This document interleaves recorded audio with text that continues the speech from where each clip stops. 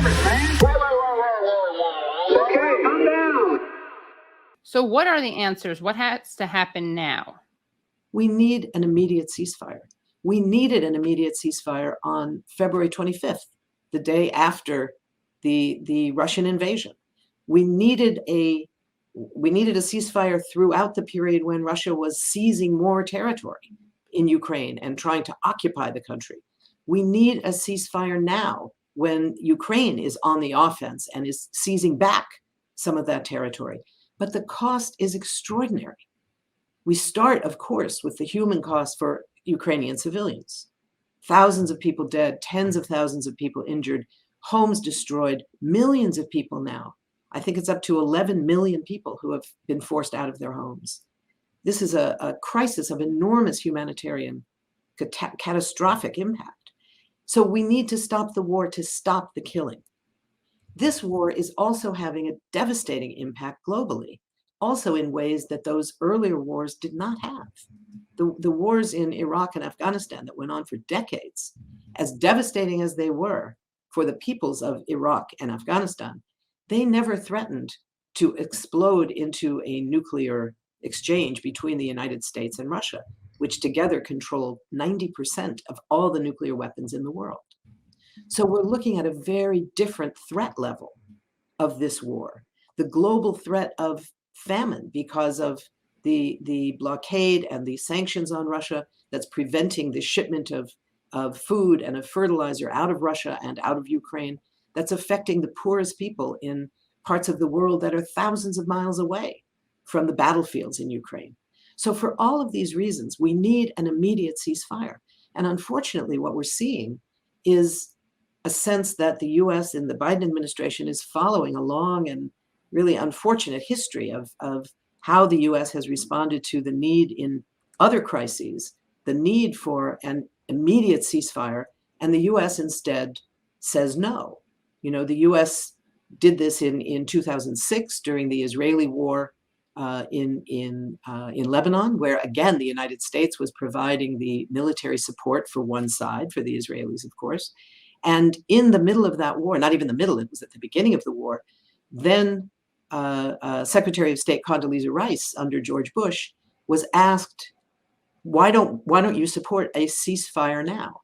And her answer was, no, we don't need a ceasefire now, that a ceasefire would have to wait until the conditions on the ground got better. And she refused to support a ceasefire for weeks. And so, of course, the numbers of casualties escalated exponentially. 3 years later, again, Condoleezza Rice, facing the Israeli assault in Gaza that was known as the cast-lead war in 2008 and 2009, just in the last weeks of the George W. Bush presidency. Again, she was asked at the United Nations, what about a ceasefire? And she says, we can't have a ceasefire yet.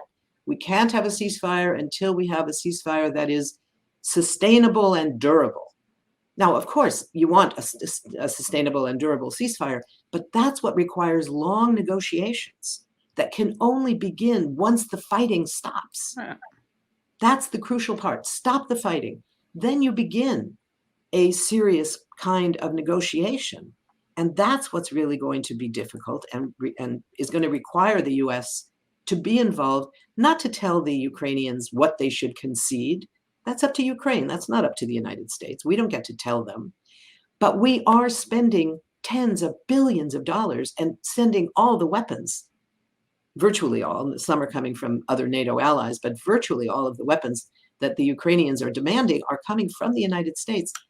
It means we are also a player in this war. And one of the things we have to look at, we can't just stand aside and be cheerleaders. One of the things we have to look at is that the United States and Russia have a set of shared issues that demand immediate negotiations before things get even worse, that are not about what territory is going to be conceded or not conceded, where is the southern border of Ukraine going to be drawn, but are issues like, what about the sanctions that the US has imposed on Russia? Is it going to use the model that it used with Iraq when the United States told Saddam Hussein, doesn't matter at this point whether you allow in the UN inspectors or not? That was supposedly what what Iraq was supposed to do to avert a war.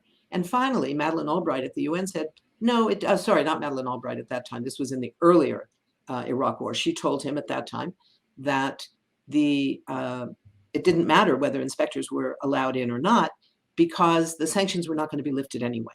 So any incentive that might have existed from the sanctions disappear. Is that our position around Russia?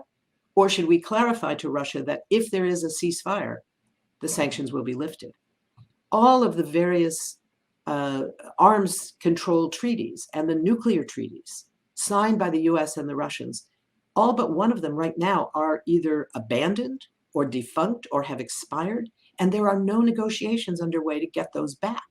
We need to get those treaties back, to get those nuclear arsenals under control. We should be calling for negotiations with Russia on that. It's not about Ukraine. Ukraine has the right to make its own decisions about how it negotiates and what it concedes or doesn't concede. But it doesn't have the right to tell the United States what our diplomacy, about nuclear diplomacy especially, has to look like. So, there's a set of these issues that is so important for us to be taking up directly with Russia. The question of the new US military base that's being built in Poland, less than 100 miles from the Russian border. I mean, how provocative is that in the height of this war? This is a base that's designed to be the headquarters of the Fifth Army. It's a huge base with hundreds and hundreds of US soldiers that will be permanently stationed there. And it's a base designed to house strategic missiles. It's a direct threat to Russia. What if we begin to negotiate with Russia about stopping construction on that new base in return for something we might demand of Russia? That's a negotiation between Russia and the US on a US issue involving this base in Poland. That's not telling the Ukrainians what they should be negotiating when there's time for negotiations to end the war on a permanent basis.